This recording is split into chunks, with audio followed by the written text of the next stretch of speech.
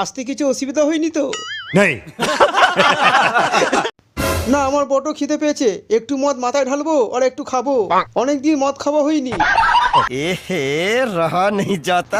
Gym করে করে কি চেয়ারা করেছেন মাইরি, কি বডি! মাসলটা এমন হয়েছে চুল্লু খেয়ে খেয়ে করেছি। সে কি চুল্লু খেলে বডি হয়? আচ্ছা মা, একটা কথা বলতো, আমাদের জামাই আমাদের মতন চুল্লু বিক্রি করে না? ও এগুলো কি বলছি? না বাবা, আসলে ও কুড়কুড়ে বিক্রি করে। বলেন কি? কুড়কুড়ে বেচে? এই কথাটা তুই আমাকে আগে কেন বলিসনি?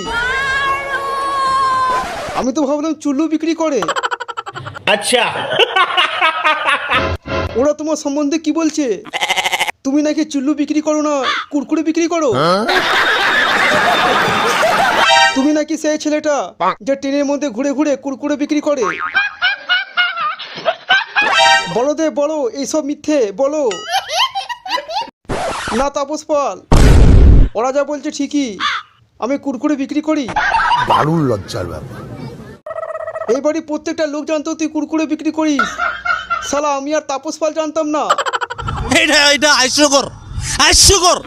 বাবা আর ওকে মেরো না বাবা, নাহলে প্যান্টে হেগে ফেলবে। ছাড়বো না আমাকে, নাহলে তোকেও কেলাবো। এই বালটাকে কোন দেশ থেকে তুলে এনেছো? একে তো এই গ্রামে কোনোদিনও দেখিনি।